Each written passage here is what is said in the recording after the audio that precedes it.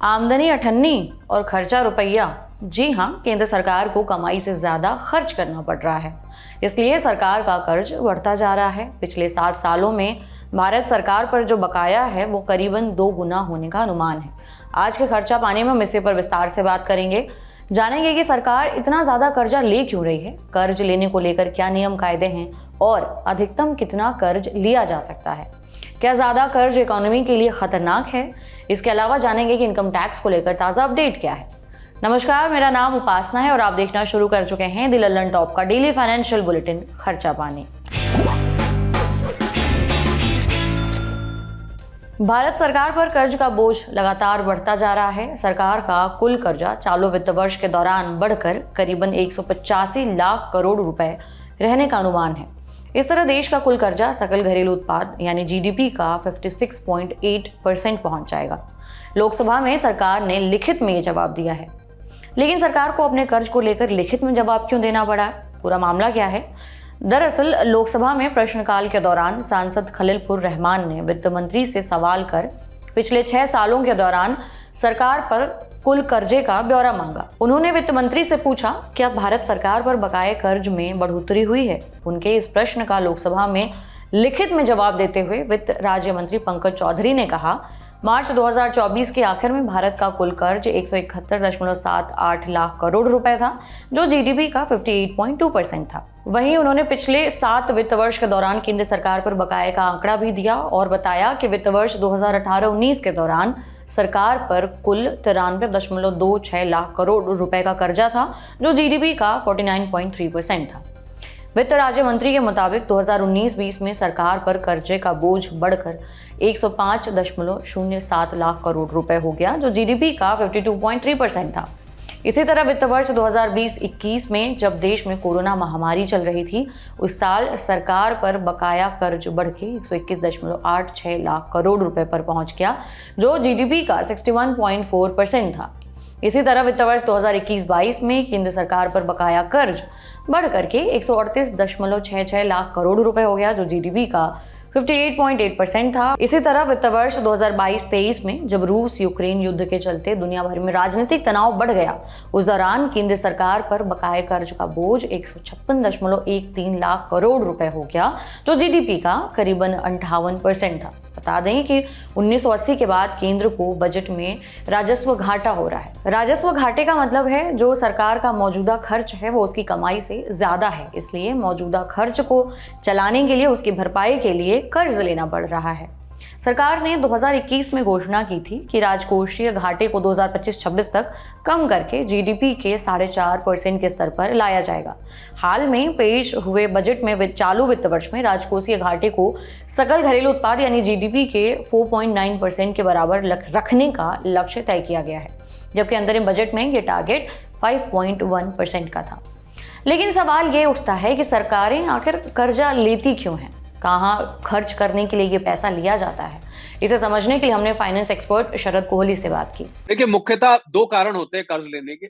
एक, आपने अभी हाल में बजट आया देखा होगा, उसमें हमारा 47-48 लाख करोड़ का बजट था और सरकार जो टैक्स रेवेन्यू था, डायरेक्ट और इनडायरेक्ट टैक्स का ले, वो करीब 37-38 लाख के था। तो आपको सीधा सीधा वहां 10 लाख का फर्क दिखता है। इसमें कई एडजस्टमेंट्स होती हैं, कुछ स्टेट का हिस्सा होता है।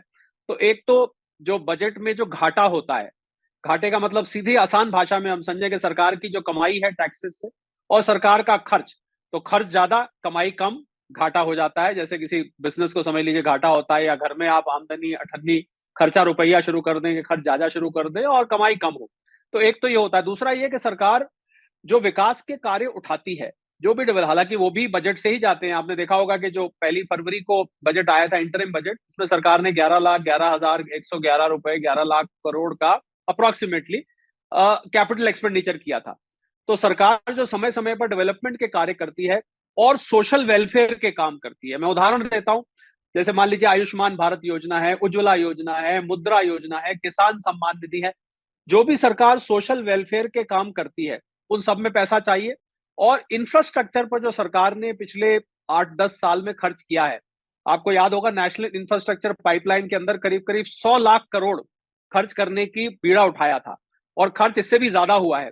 तो मुझे लगता है कि उससे घाटा बढ़ गया। कुछ बीच में कोविड आया, कोविड की वजह से सरकार का रेवेन्यू गिर गया था। जबकि सोशल वेलफेयर स्कीम बाकायदा चल रही थी, उसमें पैसा कम पड़ गया। तो ये घाटा बढ़ते बढ़ते बढ़ते बढ़ते इस कदर हो जाता है कि सरकार को उसमें उधार लेना पड़ता है। पर इसमें एक चीज देखने वाली ये है कि इसको सरकार ने, आपको याद होगा जब विपक्ष की तरफ से आरोप लगते थे कि 55 लाख करोड़ का कर्ज था, आपने 155 लाख करोड़ कर दिया। मैं कुछ समय पहले की बात कर रहा हूं, तो 171 और आगे 185 लाख करोड़ का अनुमान लगाया जा रहा है इसका। तो उसमें सरकार का ये कहना था कि अगर हम दूसरी दुनिया की अर्थव्यवस्थाएं देखें, अमेरिका को आप देखें तो अमेरिका के ऊपर करीब 33-34 ट्रिलियन डॉलर का कर्ज है, जबकि उसकी जीडीपी जो है वो 26 ट्रिलियन डॉलर की है। यानी कि 123% अपनी जीडीपी से उसने कर्ज ले रखा है। इसमें डेट टू जीडीपी रेशियो देखी जाती है। अगर आप चाइना को ले, हमारा पड़ोसी है जो अपने आप को इकोनॉमिक सुपर पावर कहता है, वहां पर करीब 285% से भी ज्यादा का उनका जीडीपी के मुकाबले कर्ज है। तो सरकार ने देखा कि भाई 55 लाख करोड़ का हमारा कर्ज है। जब ये सरकार आई थी तो देश में बुनियादी ढांचा चाहिए था, तो उन्होंने कर्ज लेना शुरू किया कि अभी हम अंतरराष्ट्रीय पैमानों से बहुत ही अच्छे हैं, तो इसको बढ़ा के अब ये 58% के करीब आ गया है। तो मुझे लगता है अंतरराष्ट्रीय पैमानों पर तोल मोल के देखें तो अभी भी बुरा नहीं है, पर हाँ, कर्ज तो कर्ज है, इससे हम इनकार नहीं कर सकते। वित्त राज्य मंत्री के मुताबिक वित्त वर्ष 2023-24 में सरकार पर बकाया कर्जा बढ़ के 171.78 लाख करोड़ रुपए हो गया, जो जीडीपी का 58.2% है। हालांकि ये अभी प्रोविजनल डेटा है, मतलब कि अनुमान लगाया गया है कि इस लेवल पर वो घाटा आ सकता है और मौजूदा वित्त वर्ष के दौरान कर्ज में और ज्यादा बढ़ोतरी होने का अनुमान है। इस हिसाब से जो टोटल कर्जा है वो बढ़ करके 185.27 लाख करोड़ रुपए होने का अनुमान है, जो जीडीपी का 56.8% हो सकता है और पिछले 7 सालों में ये कर्जा बढ़कर दोगुने स्तर पर पहुंच जाएगा। इस पर सांसद खलीलपुर रहमान ने एक और सवाल किया, पूछा कि क्या कर्ज के बोझ को बढ़ाकर सरकार भारत को 5 ट्रिलियन डॉलर की इकोनॉमी बनाएगी।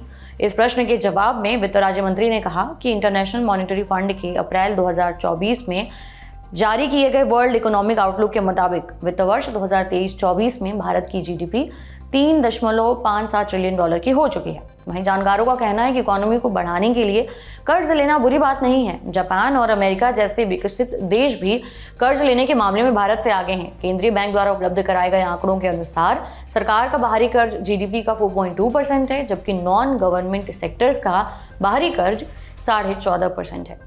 सरकार का बढ़ता कर्ज कितना चिंताजनक है और सरकार कितना कर्जा ले सकती है, इसे लेकर क्या नियम कायदे हैं, इन सभी बातों को समझने के लिए भी हमने एक्सपर्ट से बात की। सुनिए। देखिए, एक fiscal responsibility budget management FRBM act बना हुआ है, जिसके अंतर्गत राज्यों को और सरकारों को कर्ज लेने के पैमाने सेट करे गए हैं। और ये FRBM एक्ट के अंदर आप चले तो जो सेंट्रल गवर्नमेंट है वो 40% ले सकती है, स्टेट गवर्नमेंट्स का मिला दे तो 60% के करीब हो सकता है। तो 40-60 का ये पैमाना होता है। अब ये बात सच है कि हम FRBM के हिसाब से देखें तो ये कर्ज ज्यादा है, परंतु इसमें देखने वाली बात यह है कि इस कर्ज लेने का असर क्या हो रहा है। भारत इस समय दुनिया की 5वीं सबसे बड़ी अर्थव्यवस्था है। सरकार का ये कहना है कि हम तेज रफ्तार से ग्रो कर रहे हैं, पर इसमें समझने वाली बात यह है कि एक समय ये कर्ज 61% को भी पार कर गया था। मैं जीडीपी से बात कर रहा हूं, क्योंकि डेट टू जीडीपी की बात करी जाती है। पर सरकार को थोड़ा सा हाथ खुला इसलिए कर दिया उन्होंने, क्योंकि जीडीपी भी साथ साथ बढ़ रही थी। इस समय हमारी जीडीपी 3.57 ट्रिलियन डॉलर के आसपास है, थोड़ी बहुत ऊपर नीचे होती रहती है।